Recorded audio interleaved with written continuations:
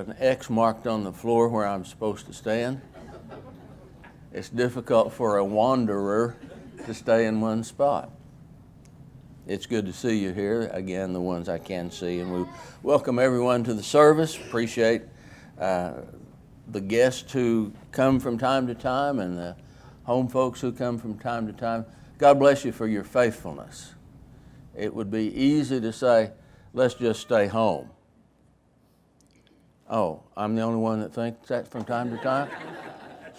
Now, I suspect you do, don't you? It would be easy to stay home, but God bless you for coming. Well, this is the day after the 4th of July. What's the 4th of July? I remember one time a young man, God bless him, he didn't mean anything wrong. He referred to Independence Day as Firecracker Day. I can understand how he might think that as a little kid, but and I guess there's nothing wrong with saying Firecracker Day if you know why. But we need to understand that God has blessed us, and I want to use as my topic this morning, God bless America. I thought I was all set, and this is one of those times when something happened and changed my thinking, and I'm going back to a subject that I preached before. How many are familiar with the song, God Bless America, Land That I Love, okay? And that came to me, and that was impressed on my mind that I need to use that again, and with God's help I will. I couldn't find, how many use a computer? How many misuse one of those silly things? I had some notes on it, couldn't find them, found them, couldn't get them off, reprinted them, retyped them, put them back on there, couldn't get them off. I guess they're still there somewhere out in interstellar space or something. I don't know. But I've talked on this before, and it may have been as recently as last year. I don't know. I don't know. But I want to use it again. And if you've heard it before, why, hear it again, okay? But I want to start with some scripture way back from the book of Deuteronomy in the Old Testament, book of Deuteronomy. Now, you may not want to try to follow along. I'm going to read first from chapter 8, then from chapter 6, then from chapter 7. I'll be jumping around, starting with verse 1 of chapter 8. Now, this scripture was written, of course, to ancient Israel. But as we read through this together, please think not only of ancient Israel, but of modern America. And I think you'll see some very appropriate references in this. Deuteronomy chapter 8, starting with verse number 1, and then I'll skip to 6 and go on. Keep up if you can. All the commandments which I command thee this day shall ye observe to do, that you may live and multiply and go in and possess the land. Verse 6, therefore thou shalt keep the commandments of the Lord thy God, to walk in his ways and to fear him. For the Lord thy God bringeth thee into a good land, a land of brooks of water, of fountains and depths that spring out of valleys and hills, a land of wheat and barley and vines and fig trees and pomegranates, a land of oil olive and honey, a land wherein thou shalt eat bread without scarceness. Thou shalt not lack anything in it. A land whose stones are iron, and out of whose hills thou mayest dig brass. When thou hast eaten and art full, then thou shalt bless the Lord thy God for the good land which he hath given thee. Beware that thou forget not the Lord thy God in not keeping his commandments and his judgments and his statutes, which I command thee this day, lest when thou hast eaten and are full, and hast built goodly houses and dwelt therein, and when thy herds and thy flocks multiply, and thy silver and thy gold is multiplied, and all that thou hast is multiplied, that thine heart be lifted up, and thou forget the Lord thy God, and thou say in thy heart, My power and the might of mine hand hath gotten me this wealth. But thou shalt remember the Lord thy God. For it is He that giveth thee power to get wealth, that He may establish His covenant. And it shall be, if thou do at all forget the Lord thy God, and walk after other gods, and serve them, and worship them, I testify against you this day that ye shall surely perish. Going to chapter 6, verse 2. Fear the Lord thy God, and keep His statutes and His commandments, which I command thee, thou and thy son and thy son's son, all the days of thy life, and that thy days may be prolonged. Hear, O Israel, and observe to do it, that it may be well with thee, and that ye might increase mightily. Hear, O Israel, the Lord our God is one Lord. And thou shalt love the Lord thy God with all thine heart, and with all thy soul, and with all thy might. And these words which I command thee this day shall be in thine heart. And thou shalt teach them diligently unto thy children, and shalt talk of them when thou sittest in thine house, and when thou walkest by the way, and when thou liest down, and when thou risest up. And thou shalt bind them for a sign upon thine hand, and they shall be as frontlets between thine eyes. And thou shalt write them upon the post of thy house and on thy gates. And it shall be, when the Lord thy God shall have brought thee into a land which He sware unto thy fathers, to Abraham, to Isaac, and to Jacob, to give thee great and goodly cities, which thou buildest not, and houses full of all good things, which thou fillest not, and wells digged, which thou diggedst not, vineyards and olive trees, which thou plantedst not. When thou shalt have eaten and be full, then beware lest thou forget the Lord. Chapter 7, verse 7. The Lord did not set His love upon you, nor choose you, because you were more in number than any people, for ye were the fewest of all people, but because the Lord loved you. Know therefore that the Lord thy God, He is God, the faithful God, which keepeth covenant and mercy with them that love Him, and keep His commandments to 1,000 generations, and repayeth them that hate Him to their face, to destroy them. He will not be slack to him that hateth Him, He will repay him to his face. Thou shalt therefore keep the commandments and the statutes and the judgments which I command thee this day to do them. Wherefore it shall come to pass, if you hearken to these judgments, and keep and do them, that the Lord thy God shall keep unto thee the covenant and the mercy which He sware unto thy fathers.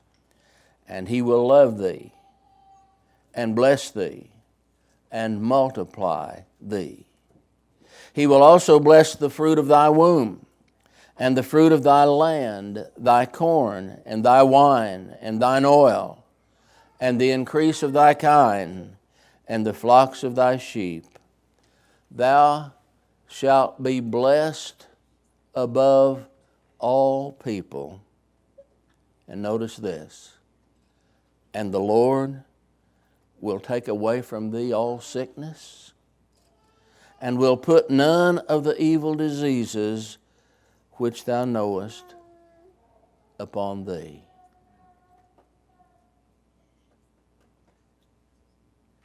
May God bless the reading of His holy word.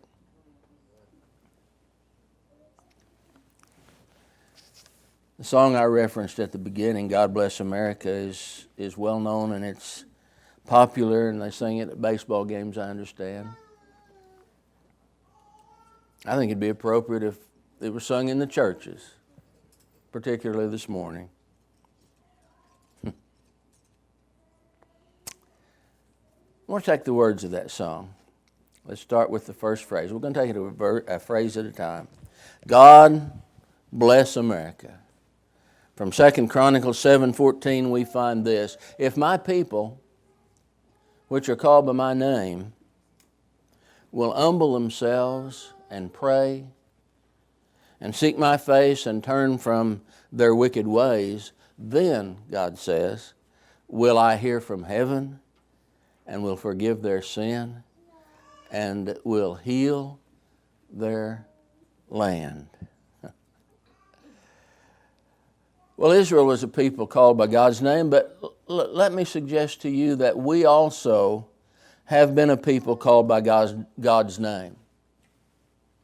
Down through the years, we were known as a God-fearing Christian nation, but as Abraham Lincoln wrote 150 years ago, we have forgotten him largely.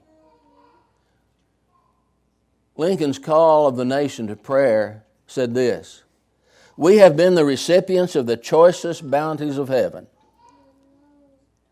We've been preserved these many years in peace and prosperity.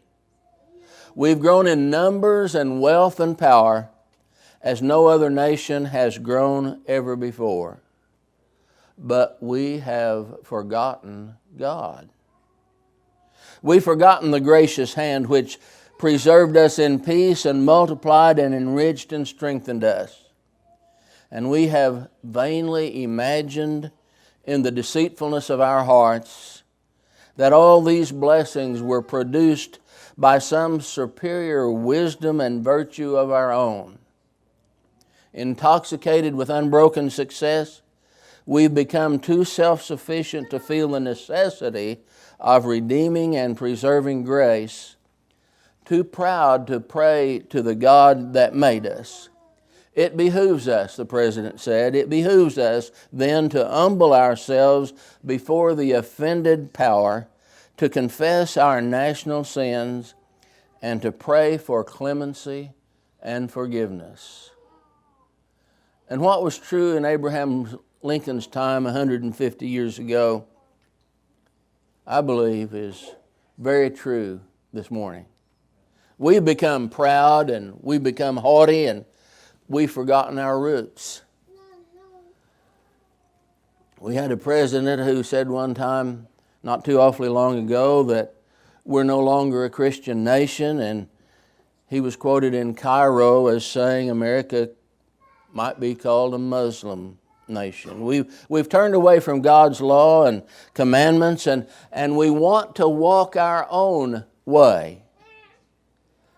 And we need, as we read in 2 Chronicles 7:14, we need to humble, to seek, to turn, so that God may bless America again. God bless America, he wrote, land that I love. In Exodus chapter 3, we're told that God will bring them up into a good and spacious land, a land flowing with milk and honey. Well, again, President Lincoln said that we've been blessed with the fairest portion of the earth's surface. Just think about it. The mountains and the prairies and the rich farmlands and the hill country pastures, the well-watered valleys and the productive meadows that we have. We've been given a rich land, a beautiful land, and we've had a system of government that honored God, and we were protected and blessed by Him. And we've loved our land from sea to shining sea. And I think we still do, and I think that God still does, but not everybody. But we as God's people and as good Americans still love this land and want God's blessings on her. God bless America, land that I love. Stand beside her and guide her. David wrote, where can I go from your spirit? Where can I flee from your presence? Your hand will guide me, and your right hand will hold me fast. In times of trouble, God's hand will hold us fast. James Russell Lowell, a poet, wrote this: careless seems the great avenger. History's pages but record one death grapple in the darkness twixt old systems and the Word. Truth forever on the scaffold, wrong forever on the throne. Yet that scaffold, read that cross, okay? Yet that scaffold sways the future. And behind the dim unknown standeth God within the shadow, keeping watch above His own. David said we can't run away from God. He's always there. He'll guide us. He'll support us when we recognize Him. And let there not be a mistake this morning. We do need God and His strength. Ours is totally insufficient. His is abundant. We need His power. We need His strength. May we trust in Him. May He guide us through the night with a light from above. In Exodus, God said, I will lead them with a pillar of fire to give them light so that they could travel by day and night. You remember that. Talking about the children of Israel. David again said, your word is a lamp to my feet and a light for my path. Problems always seem worse at night. You can't see what's going on. Fears are greater in the dark. I guess because we can't see what's going on. Our imaginations run riot. I've told you about the time that Darlene scared me to death, and I wasn't going to tell you again, but let me real briefly do it. She woke me up one night and said, Lee, somebody's trying to break in the house. I woke halfway up and I heard the clatter at the door, somebody pounding on the door, and I knew she was telling the truth. Somebody's trying to break in the house. Back in those days, I didn't have any weapon in the house. I didn't have a gun. The worst thing I had was a claw hammer, and I ran and got it. And the guy kept banging on the door, and I was ready with my claw hammer. If he'd come in, it would have been rough on him. He might have overpowered me, but he'd had a knot on his noggin. Because she'd told me somebody's trying to break in the house.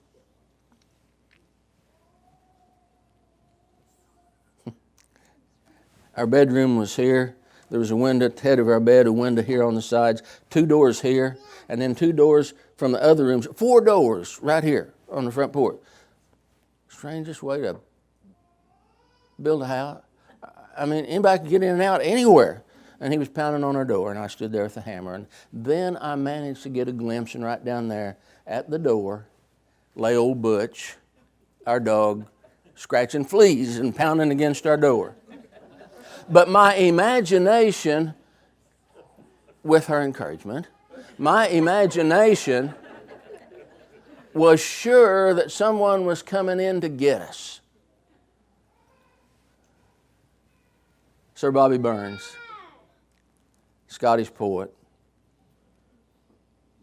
put a prayer to verse, and he prayed, from ghoulies and ghosties and long-leggedy beasties and things that go bump in the night, good Lord, deliver us. Well, we sing, I cannot find the way alone, and we sing, Jesus, hold my hand, and for good reason. We can't see in the dark, and we can't see in the fog, and nobody can see with his eyes closed. But God can light our way. In Isaiah chapter 30, He told the people, thine ears shall hear a word behind thee saying, this is the way, walk ye in it, when ye turn to the right hand or when you turn to the left. Guide us with a light through the night with a light from above. From the mountains to the prairies to the ocean, white with foam. From Psalms 8, when I consider your heavens, the work of your fingers, the moon and the stars, which you've set in place. The psalmist was recognizing that God had made it all. Psalm 24 from David's pen, the earth is the Lord's and the fullness thereof. We do have a magnificent, beautiful country, the parts of it that we haven't messed up. I've been privileged to stand in the waters of the Atlantic and stand in the waters of the Pacific and see the unbelievable vastness of them. They just go on until you can't see them anymore. I've driven across the never-ending flatness of Kansas, and I've been privileged a couple of times to climb some of the majestic, magnificent mountains of Colorado. And there are many, many times more things in America that I haven't seen than I have. I've been privileged, I count it a privilege to live here. I've been privileged to see our own front yard and our own backyard and the wonders that are here around us. And sometimes I think that we that live here in the Ozarks maybe are in the best place of all. From the mountains to the prairies to the oceans white with foam. God bless America, my home sweet home. Part of what convinced me to change my mind, I think it was the Lord, but then to reinforce His leading. Saw a program last night where a man named Lee Greenwood, are you familiar with him? Sang his song, God Bless the USA. And a line in that touched me. He said, I'll gladly stand up next to you and defend her still today, because there ain't no doubt I love this land. God bless the USA. No other place in the world that I know of is like America. The principles that were followed by our founders and were established by those founding fathers have made this the greatest nation of modern history, and those principles will keep it that way if we'll let them. We came from everywhere, and we became Americans. I did a brief survey one time, and I remember, and I'll miss there's French blood in our congregation. Anybody admit to having a little of it? Okay, there's French blood in our congregation. And Italian. And German. And Irish. And Scottish. And English. And Cherokee. Brad held up his hand. Wado. What else? Who are you? Who's an American? Amen. You see, we've come from everywhere, but we've come together. And now, under the banner of Jesus and the stars and the stripes, we march together. You see, He accepts all who come to Him in the right way, and America accepts all who comes to her in the right way. And we become one and we march on together. You don't have to agree with all that's going on in our country to be proud of her. I don't, and I am. I don't agree with everything that's going on, and I am still proud of America. But we do need to be men and women of prayer and patriotism and great faith.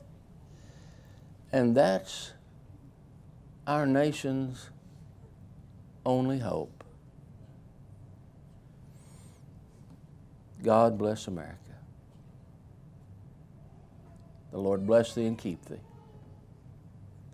The Lord make his face to shine upon thee and be gracious unto thee.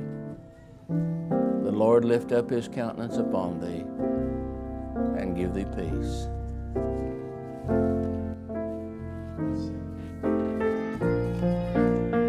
Would you stand with me and sing?